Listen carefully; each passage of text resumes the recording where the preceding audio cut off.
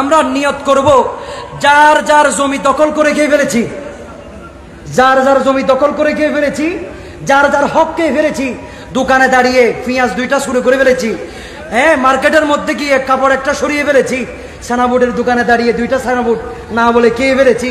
এই রকম কাজ আমরা যেগুলো করেছি মানুষের হক, অর্থাৎ এগুলো তওবা করার আগে আদায় করব। যদি তওবাটা তওবাতুন নাসুহা করাতে চাও, সূরা তাহরিমের 8 নম্বর আয়াত অনুযায়ী যদি তওবা করতে চান, তাহলে আপনার তওবাটা এভাবে হতে হবে, অন্যের কোনো হক আপনার মাথার উপর থাকতে পারবে না। আমার আল্লাহ বলছে, তুমি নামাজ পড়ো নাই, তুমি যাকাত দাও নাই, তুমি হজ করো নাই, তুমি ভালো কাজে ছিল না, তুমি ভালো কাজের মধ্যে বেশি থাকতে পারো নাই, আমি আল্লাহ তো রহমান, আমি আল্লাহ গফফার, আমি আল্লাহ সত্তার, আমি আল্লাহ রহিম। যদি মায়া লেগে যায়, নবীর মহব্বতের একটা দৃষ্টান্তকে কাজে লাগিয়ে আমি তোমার সব গুনাহ মাফ করে দিব, কিন্তু অন্যের হক আমি মাফ করব না ততক্ষণ যতক্ষণ সে মাফ করবে না। কথা বলুন ঠিক কিনা? নারে রিসালাত, নারে গাউসিয়া, আহলে সুন্নাত ওয়াল জামাত, তাকবীর,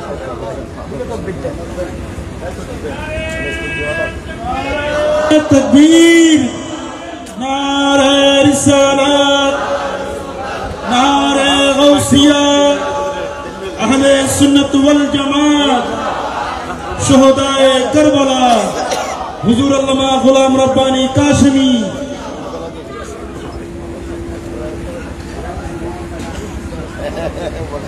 একটু জোরে বলি মারহাবা, লাইন দেন, মাশাআল্লাহ মাশাআল্লাহ, একটু জোরে বলি মারহাবা, জবান খুলে বলি মারহাবা।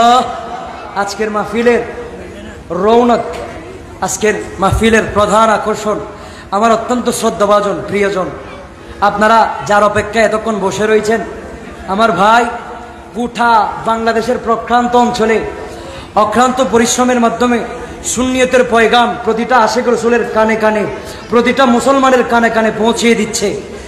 উপস্থিত হয়েছেন আজকের মাহফিলের রৌনক, সুন্নিয়তের নয়নমণি হযরতুল আল্লামা জনাব মাওলানা গোলাম রব্বানী কাশিমি মুদ্দাজিল্লুল আলী। সকলে বলি মারহাবা, জবান খুলে বলি মারহাবা। আল্লাহ আমার ভাইজানের হায়াতে বরকত দিক, সকলে বলুন আমিন। অর্থাৎ আমার শেষ সময় শেষ আর কি, আমার ভাইজান এসেছে, আমার সময়ও শেষ। আমি যেই কথাটা আপনাদেরকে বলতে চেয়েছি সেই কথা বলে আমি কিন্তু শেষ করব।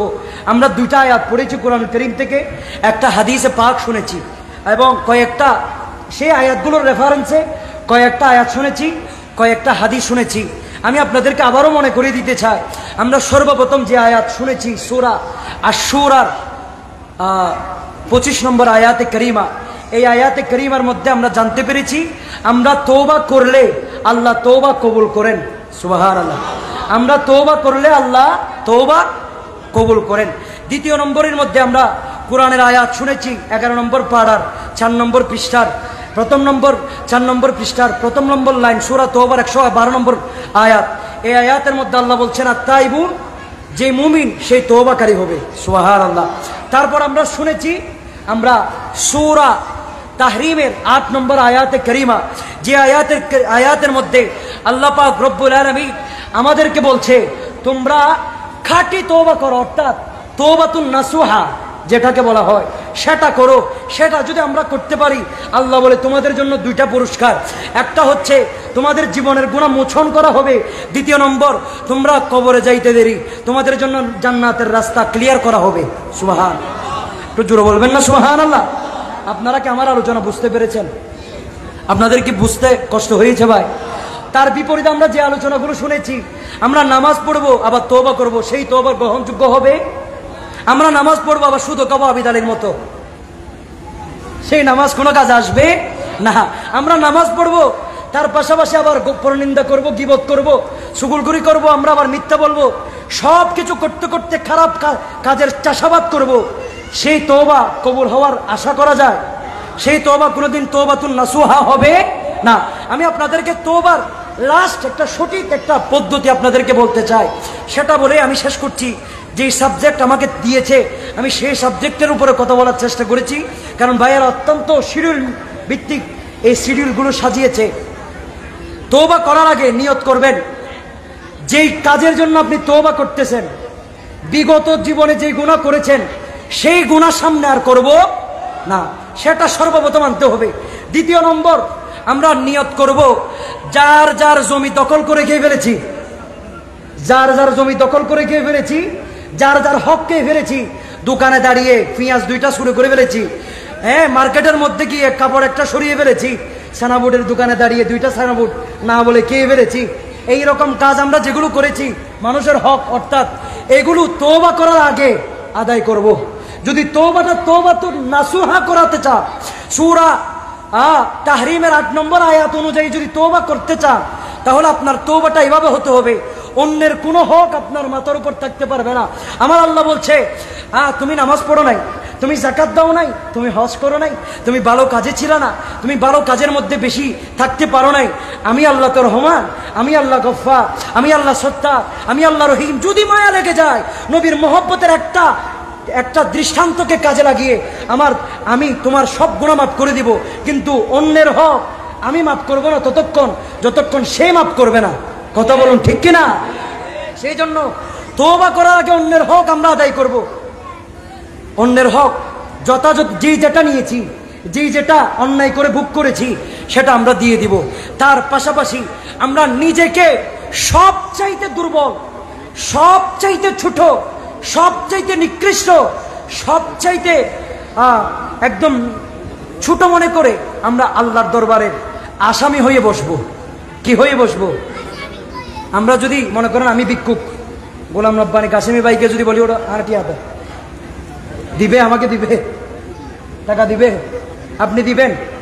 আমি ভিক্ষুক মনে করেন, আমি যদি ওটি হাতে বেটা টাকা দিবেন, আপনি দিবেন না কেন? ভিক্ষা তারা পায় যাদের বলার ধরন যত সুন্দর, ভিক্ষা তারা পায় যাদের বলার ধরন তত সুন্দর।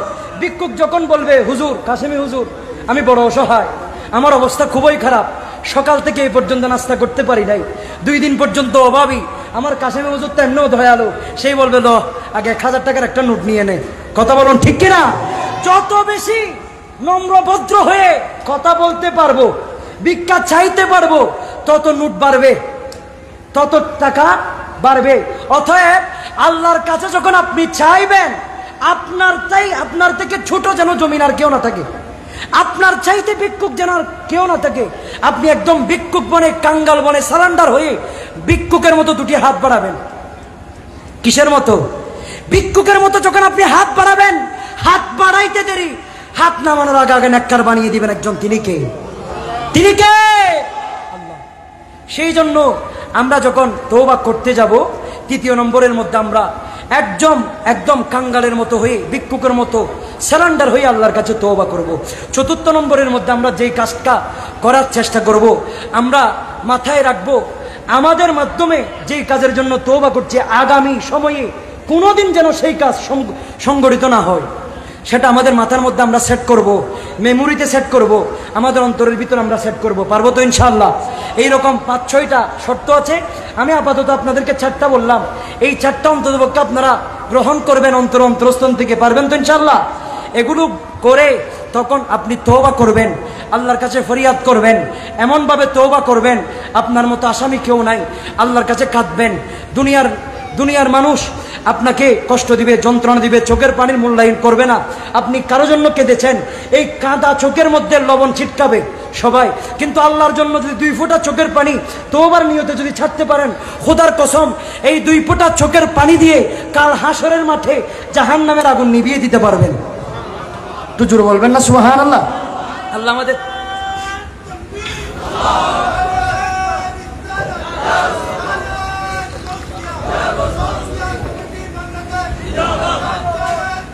জিন্দাবাদ,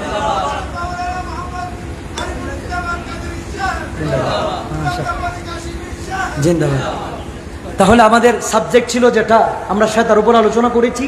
যতটুকু আমি গুনাহগার আপনাদের সম্মুখে আলোচনা করে শুনিয়েছি, আমি সহ আল্লাহ উভয়কে আমল করার মাধ্যমে আমার রাসূল পাক সাল্লাল্লাহু তাআলা ইসলামের আদর্শ লাকাদ কানা লাকুম ফি রাসূলিল্লাহি উসওয়াতুন হাসানা যেন বাস্তবায়ন করতে পারি, সেই তৌফিক দান করুক সকলে। বলুন আমিন।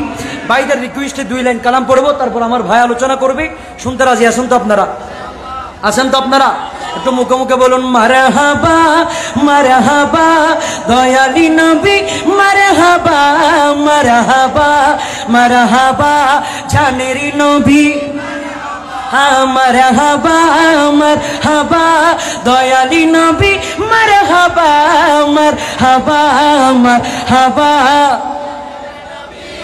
হাবা জিন্দা নবী বা কামলিওয়ালা হাবা চাঁদকে দু টুকরো করে আঙ্গুলের ইশারায় ইহুদি কাফের সবাই মুসলমান হয়ে যায় ইহুদি কাফের সবাই মুসলমান হয়ে যায় চাঁদকে দু টুকরো করে আঙ্গুলের ইশারায় ইহুদি কাফের সবাই মুসলমান হয়ে যায় ইহুদি কাফের সবাই মুসলমান হয়ে যায় তিনি যে আল্লাহর হাবিব নবী মুস্তাফা মারহাবা মারহাবা জানের নবী এই আওয়াজ আশা করে শুনো আওয়াজ না হুয়া আশা করে শুনো আওয়াজ ইল্লা না একটু মোহাব্বত নিয়ে পড়ুন না মারহাবা মারহাবা জানের নবী মারহাবা মারহাবা মারহাবা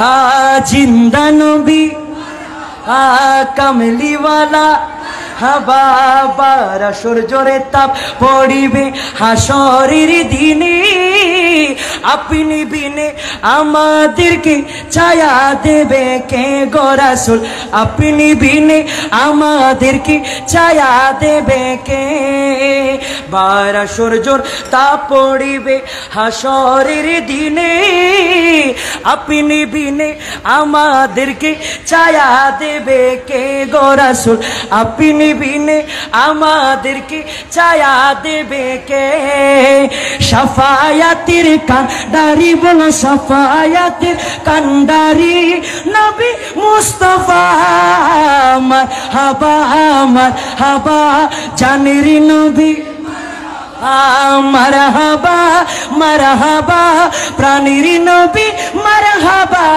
মারহাবা মারহাবা